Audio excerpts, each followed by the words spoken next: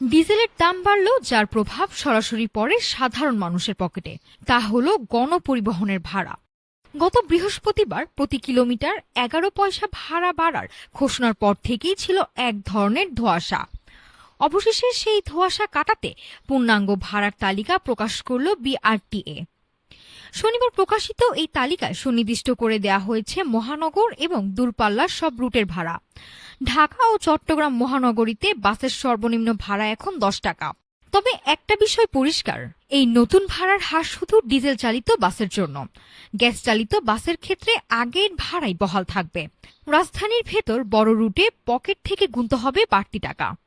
যেমন গুলিস্তান থেকে গাজীপুর যেতে এখন লাগবে 105 টাকা, আর চট্টগ্রামের কালুরঘাট থেকে নিউ মার্কেট যেতে যাত্রীদের দিতে হবে 35 টাকা।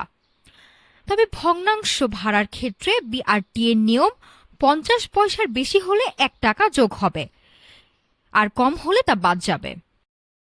দূরপাল্লা যাত্রীদের জন্য হিসাবটা একটু ভিন্ন। 51 আসনের বাসে প্রতি কিলোমিটারের ভাড়া 2 টাকা 23 পয়সা। কিন্তু আরামদায়ক ভ্রমণের জন্য যদি বাসের আসন কমিয়ে 40টি করা হয়, তবে ভাড়ার পরিমাণ আনুপাতিক হারে বাড়বে। সাথে যোগ হবে ফেরি ও সেতুর টোল। নিয়ম আছে, কিন্তু তার বাস্তবায়ন কতটুকু বিআরটিএ সাফ জানিয়ে দিয়েছে। প্রতিটি বাসের দৃশ্যমান স্থানে ভাড়ার তালিকা টাঙিয়ে রাখতে হবে। তালিকার বাইরে 1 টাকাও বেশি আদায় করলে নিতে হবে আইনি ব্যবস্থা।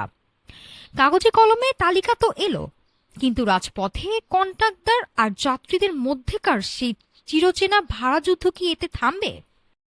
সাধারণ যাত্রীদের প্রত্যাশা, বাড়তি ভাড়ার চাপে পিষ্ট হওয়ার বদলে অন্তত সঠিক ভাড়ায় গন্তব্য পৌঁছানোর নিশ্চয়তাটুকু মিলবে। নাফিসা সামিয়া, ঢাকা টুডে।